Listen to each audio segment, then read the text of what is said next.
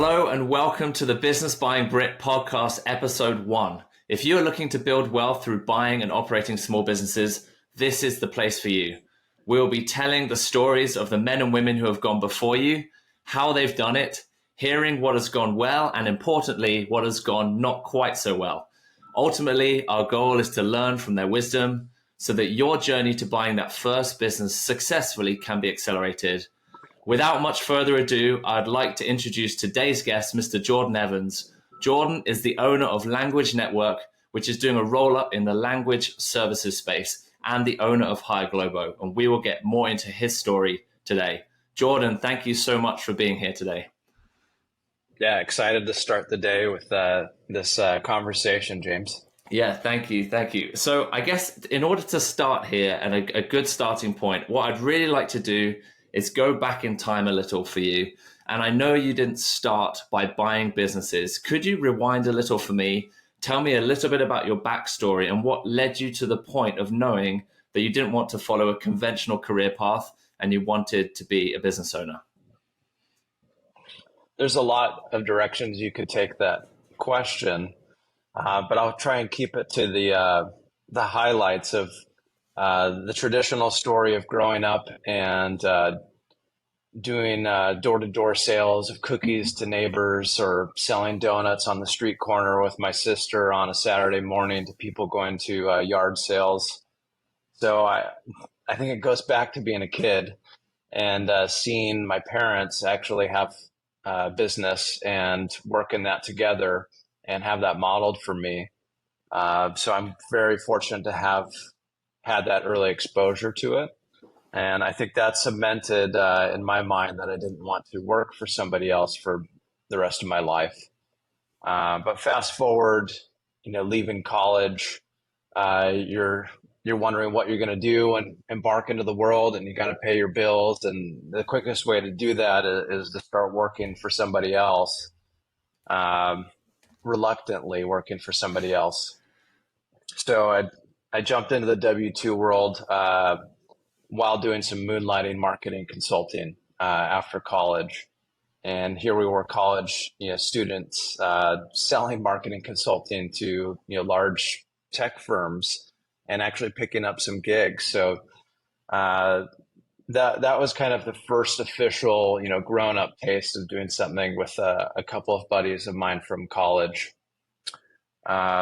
But we could take this a lot of directions. Yeah. But those were the moments where going through growing up, I knew that at some point I'm going to do this for myself. But there's a lot of value in actually going and working for somebody else and learning how business runs, how to communicate, and how to get customers, all of the things that come with running a business. It's great that your story, like you saw business kind of modeled well through your parents, because I know people who have purposefully gone and got a W-2 because they've been brought up in a business and they maybe didn't see the good sides of it and they wanted to do anything else but that. So you obviously had parents who kind of modeled that business ownership life well for you, which is great. And I would say starting when you did, right out of college, is probably the best time. I mean, I don't think there'll be people listening to this from, all age demographics, but I think, whatever age you are is a good time to start, right now. But it is from a textbook perspective, when you've got less responsibilities in life, probably is a good time to start. So with those early kind of marketing, consulting, clients and things like that, where did that go? Did that continue? Are you still doing that now? Or what caused that maybe to come to an end and look for new ventures? Yeah, let me flesh out a little more of the timeline and details, because I think it will be interesting to see how everything comes together. So after college, right, it was, this was 2008. The economy had gone to hell in a handbasket, and I was living in a college town, so there's not a booming economy. And so those marketing consulting gigs were enough for maybe a little fancier beer or a date night, but it wasn't keeping the lights on. So I did go for a W-2 job just to stay in the area in Santa Barbara in California. And I joined sales, and somebody had told me, if you want to learn how to run a business, you go and work in sales. And so I'm so grateful for that advice I got. And I joined a tech startup here in Santa Barbara. You have low level sales. So I wanted to put that out there that my path has been intertwined with entrepreneurial ventures or side hustles until finally I made the commitment and bought a company. And that's how I got into this entrepreneurial vein for myself full time. I think that's great. Just on the sales side, by the way, I hear that a lot. My background is in finance. So I came into this thinking, oh, it's great. Like I've got the finance background, so I know how to like, analyze and value and whatever, like what financial statements should look like. But there's so much more. So often I find people who have been good in sales as well, like do very well in the small business world. So I think that's it. That's a great point as well. Yeah, if we wanted to unpack that, it's like you learn in sales how to show up and do the work. Your goal is to put a very measurable number up on the board of a revenue target. And rain or shine, you need to get out there and open doors and build pipeline and find opportunities and grow and retain customers. So it's really the first place that any business starts is that customer number one. So there's many books on sales, and as now a business owner, I'm always selling. That's the irony of it, is that you're always in sales.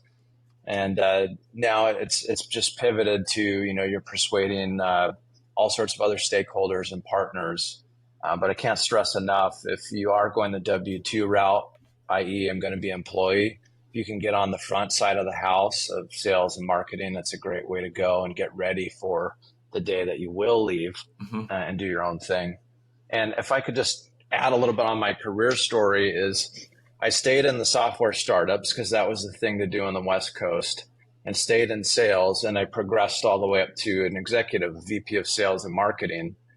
And I was doing very well, making more money than I thought I would in my 20s. And at that point, I was in Seattle with my now wife. And it was all great until it wasn't. The CEO of the last startup pulled me in early morning meeting and let me go. And so I had 3 or 4 startups under my belt at that time and had risen up to this VP of sales and marketing level, only to have the rug pulled out from under me. And there's a whole bunch of lessons there. But the biggest lesson was, you think that this W-2 path is a good path until it's not anymore. And that was an eye-opener. And I finally realized I need to work for myself. Now is that kick in the butt to go and actually do this thing. And the stars kind of aligned, which I said I'll come back to. My parents owned and started Language Network, which I'm now the owner of, way back when. And so I had been kicked out of startup world and had to make that decision of, do I keep going, or do I do something for myself? Or I'd started talking to them and they were burnt out, and I decided, well, I could buy the company from them. And so that's where we came full cycle on deciding this buy a company thing might be something. There might be something here. That's great. I mean, I feel exactly the same way as you, that often the W-2 or career is like perceived, security, but actually it can go in an instant. And that was your experience, which is great. And often we need these events in life to actually give us that kick to move out into what we truly want to do. And buying a company is not for everyone. Like, you kind of know deep down, I believe, if you're wired for entrepreneurship. Sounds like you were. And so this was the thing that gave you the kick. And so that's a wonderful segue, talking about the fact that your parents started Language Network. I think probably most people listening probably don't have parents that own companies, but I bet you they have uncles, aunts, neighbors, a friend's dad or mom that own a company. So what I'd like to do is to drill down into how you started to go about exploring buying this company from your parents and retiring them.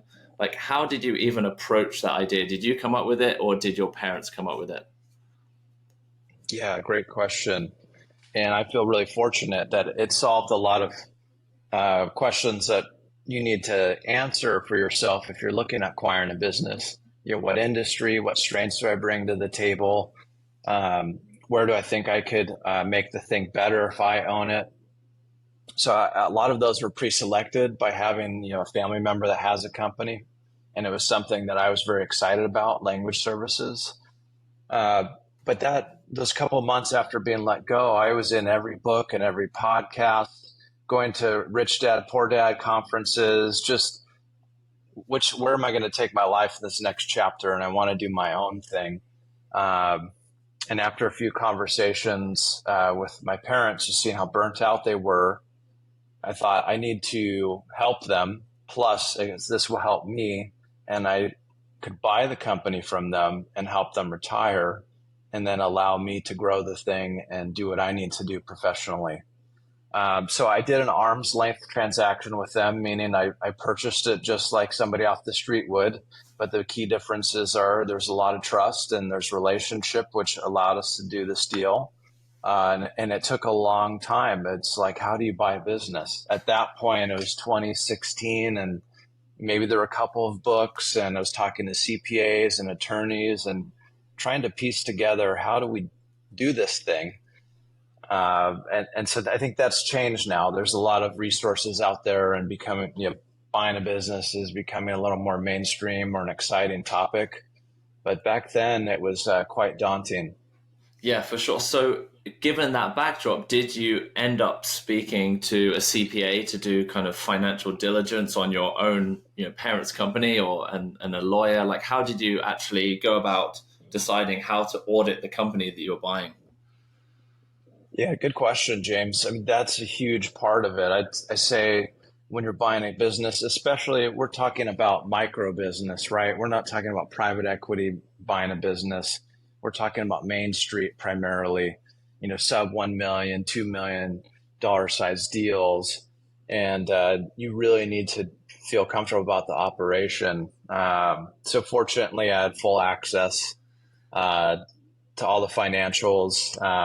I had some good CPAs to talk through and run some scenarios of what level of cash flow does this thing need to kick off to support me joining. I need to pay myself, but also I need to be able to afford paying for the company. And the thing is, James, I look back on this, I did a fantastic deal for them. I did a fantastic deal for me. The key elements were trust between the two parties, the chemistry. So family, sometimes it's not like that. And then also I wasn't trying to get the best deal that I needed to. I paid them probably 3x what I would pay now for the same deal. And for me, I knew that it was going to help them out, and it was me looking out after them in the long run. And the key to that, if you overpay for business, is you need to overpay over a long period of time. Mm. So we were able to kick in more to them, more money over a longer period of time is the spectrum, or less money sooner. You can have it one way or the other, or somewhere in the middle when you're doing these deals. And so for us, I was able to swing the pendulum where it's tax efficient for them, give them more money, and allowed me to get into the business without huge capital outlay. And that opened my eyes to the power of buying a company. It was thrilling, emotional roller coaster, overwhelming, and took a lot longer than I thought, even though it was family. Mm-hmm. That's the old price versus terms, agreement. So you ended up giving on the price and gave more, but you got favorable terms by the sound of things. So it sounds like seller financing was a big component of the transaction that happened. Yep. There was no traditional financing, no bank involved. And I think that's really important on these smaller deals too, that sometimes they're not bankable, they're not financeable. But if you get in, understand the business and understand the financials, and you build relationship with the sellers, you can structure it in a way where it works, where a transaction can happen. The other thing I'll say here is we've gone on to do 4 more deals subsequently, and we've structured them every which way you could. And so there's no prescriptive way to do a deal or structure it. As much as maybe some brokers would lead you to believe, or bankers want you to think. Right. There's a lot of ways to make a deal happen. Yeah, it's the world of small business acquisition is the wild, wild west. I always say it really is. It's really helpful sometimes for me to sit down without a broker. So I like going straight to company as well. Sometimes you can't always do that, but if you can figure out what the seller really needs the most and what the buyer really like, what the buyer can do, then you can come up with something super creative that maybe wouldn't have been available to you under, say, an SBA loan or traditional bank financing, that type of thing. 100%. In terms of so looking at that transaction, you paid maybe 3 times as much as you maybe should have done, but you got very favorable terms, and it seems to have worked out okay based on us sitting here today talking about this. I don't want to talk too much about multiples of the deal you did in 2016 because I think the market's changed a lot since then. But you're now adding at least one company a year to this, all in the same industry, all in language services. What is your total portfolio now, in terms of like just a couple metrics to give us an idea of how large it is at the moment? And then the add-ons that you're adding in, like how large are they, and what kind of multiple of earnings are you paying for these bolt-on acquisitions? Yeah, this is the fun stuff. So let's talk numbers. We're a private company, so usually don't share all over the place. But for the benefit of this conversation, whoever listens, and just seeing that this stuff is achievable and doable, I'm happy to talk more specifically.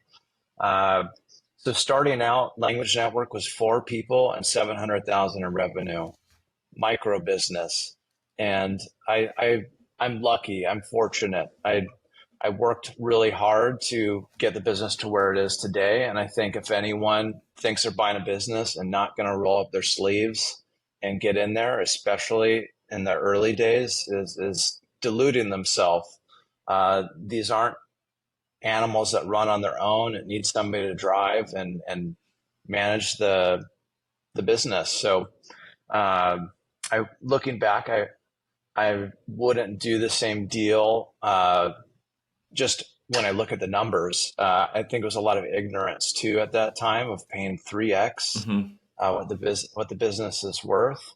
But because we were able to stretch it out over, I think we did 10 years, it made it so we could take any hits. And we did. We lost some key accounts. We lost a third of the business revenue on one customer contract, and I had to get out there and sell. So the reason it worked out is jumped in the business and started selling at that stage and size, and we're able to double the business in a year. So 700 to 1.4 million. And at that time, I thought, this is great. We can double the business, but it's even better if I can double the business in a bigger leap if I buy another company. And so at the same time, in the midst of all the chaos, I said, what the heck, let's commit to looking at other companies for sale that are similar to this, that either I could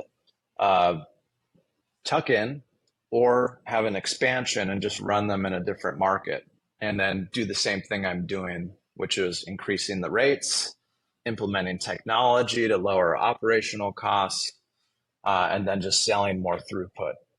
And then I'll talk about later, one of the other parts of that playbook is hiring talent overseas.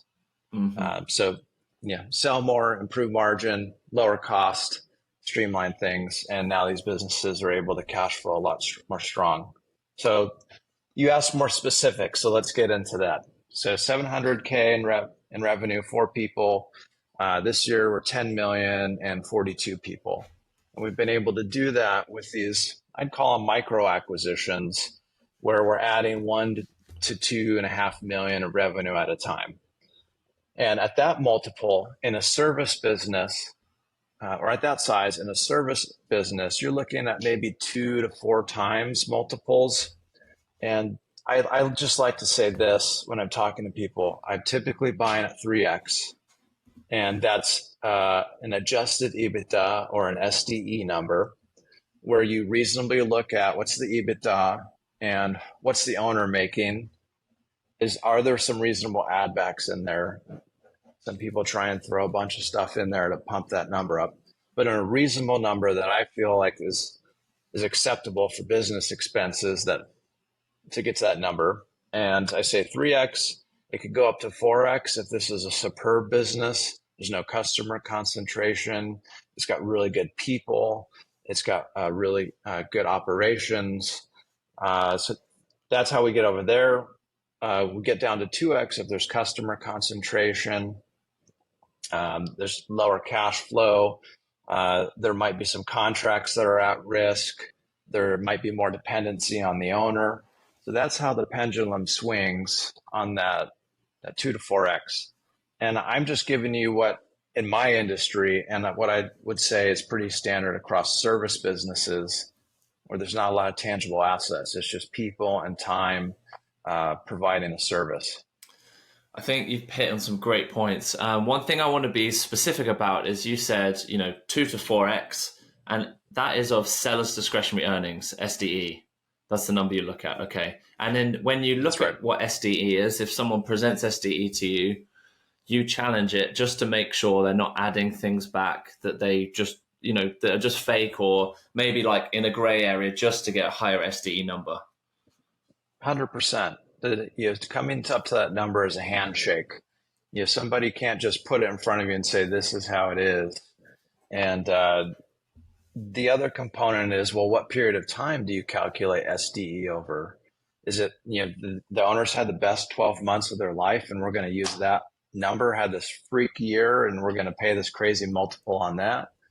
Or do we average it over a period of time? So depending on if the business is falling, growing, or stable, you're going to want to calculate that a little bit differently. I like to do a weighted average SDE, which you look at the last 3 years of performance.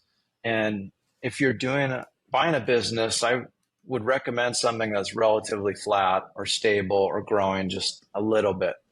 I've seen way too many businesses that are falling knife or they've had last year of crazy growth. If you're doing your first deal, that's not the right deal for you. It's going to be way too speculative and way too many unknown variables. So I like to do a weighted average, 3 years, weight 60% to the last 12 months, 30% to the year before that, the second, and then 10% to the year prior.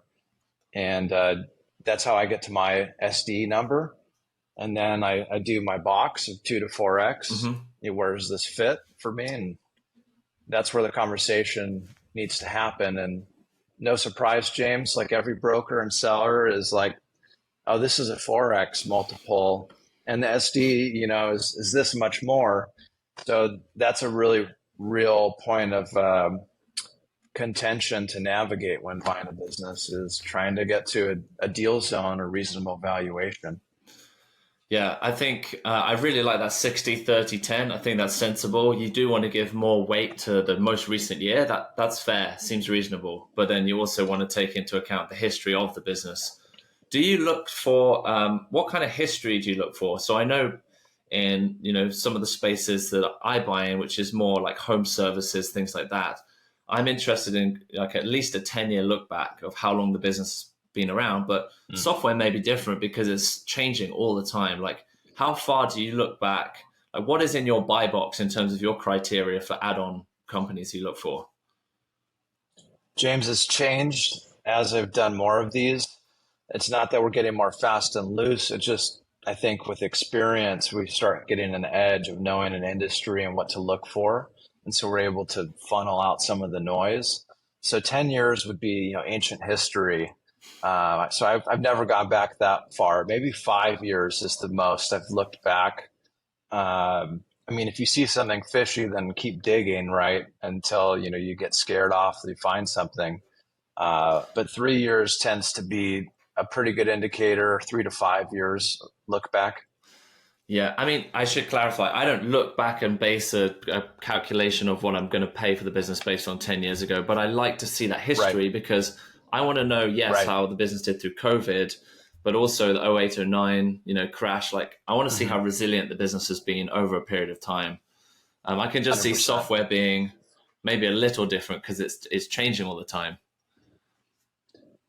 Yeah, we're human powered services with tech enabled, so we're not 100% software. But you're right, is if you can get that data and go back as far and feel comfortable, that's an important part, is the not only logically understanding what you're buying and the numbers, what they're telling you, but in your gut, like if you need to go back to 10 years, go back to 10 years for sure.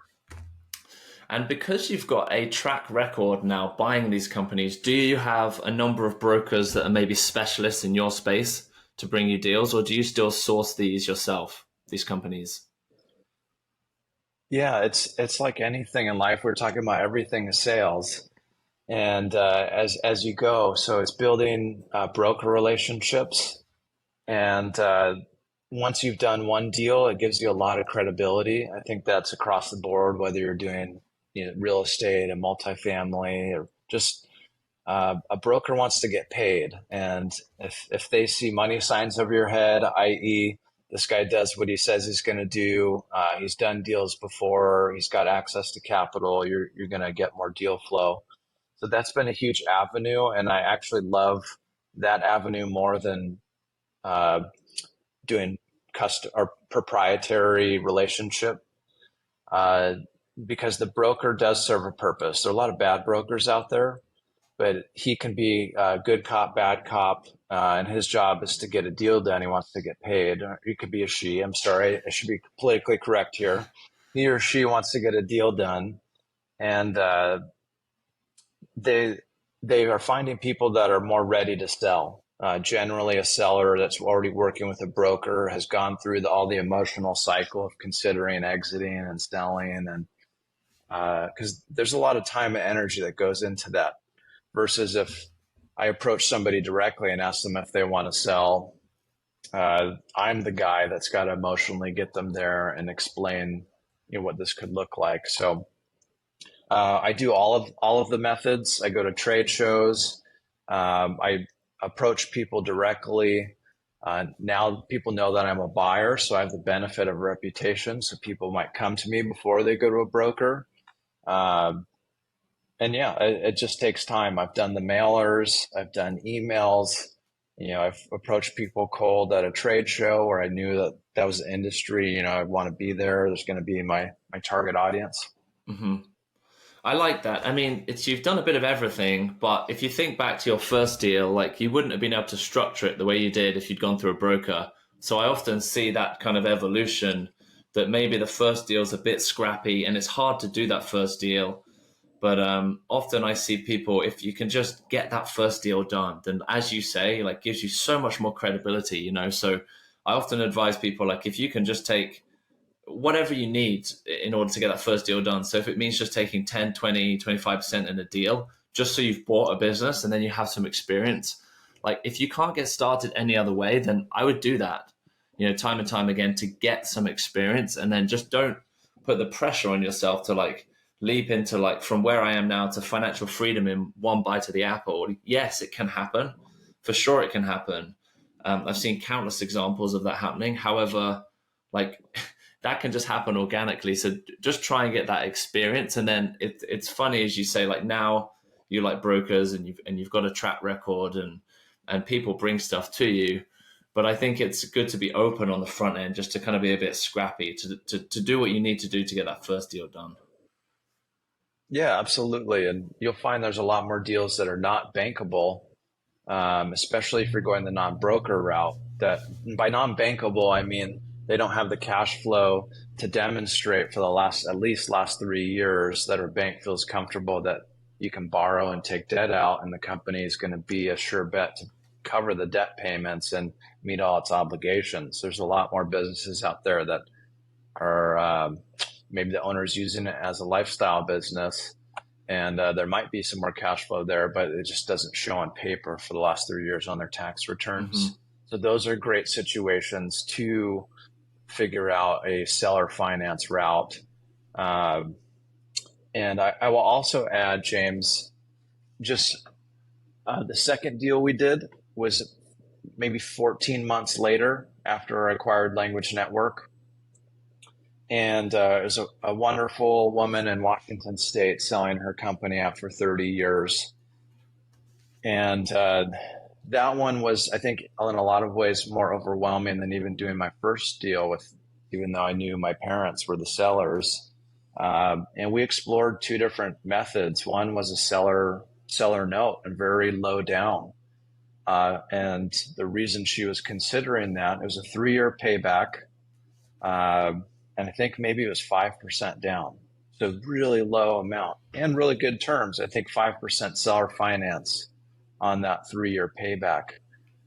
And the reason she was willing to consider that was a couple of things. She was across the country, and I flew up there, and we had spent a whole day together, had meals and coffee and got a sense of each other and really developed the relationship. And I would say that's 50% of these equations. I think you said being scrappy also means building a relationship and getting the seller to believe like you're the buyer, you're the person that is going to be able to hand the keys off to. So there's a lot of components that a seller is thinking about. And if you're doing that first deal, that relationship, never skip over it in any of your deals, but especially those early ones. So for me, we ended up going to SBA 7A route on that deal. So we went to the bank. But the fact that we got to the point where she said she would do that deal structure was a really big deal. And I think being scrappy, as you put it. What made you go the SBA route? Was it the fact that you could get a longer amortization period on the debt? Or was it something else? Yeah, absolutely. You could do 10 years versus that 3-year payback. And I think that's what it came down to. I'll pay more to do this deal on transaction fees and interest in the long run, but it helped me sleep better at night knowing I've got a 10-year runway instead of having to have nothing go wrong over the next 3 years. So it's that extended runway. And maybe that's something for people to think about, James. If you're buying a business, don't think in 1 to 2 year chunks, like think 5 to 10 years realistically. That's good. That's good. Have a longer time horizon. What's that phrase? People overestimate what they can do in 1 year, but they underestimate what they can do 5, 10, 15 years. Great. So before we wrap up, I would like to ask a couple questions about things that maybe you wish you knew at the beginning of this journey that you could impart to the listeners here today. And another way to say that is like, what is something that you found in this journey to be extremely hard that you didn't like plan or didn't know you'd have to face this as a business owner? I would love to hear what your answer is to that question. Yeah, that's a great question. And there's a lot of things swirling around in my mind on that. The first thing that comes to mind is that I think it was maybe a guy named Brent Beshore, who's buying businesses on a bigger level and ended up writing a book called The Messy Marketplace. But he had said businesses are inherently messy and sometimes they make a profit. And at every level, it's so true. And just reminding myself that you think people have their, I don't know if I can say this, their shit together or their poop together. You can edit it later, James. On the outside. And once you start looking at businesses, you see all the mess. You've got people problems, you've got profit problems, you've got process problems. So you have to expect the mess and then know that you're the guy to fix it or you're the woman to fix it and be excited about it. You can't go down this road expecting everything to be good and it's going to be passive. It's really, it's going to be messy. It's going to be bumpy, but there are great returns if you've got the gut and the fortitude to get in there and figure it out. So I wish I could travel back in time, just remind myself that this is going to be a great rewarding path for you.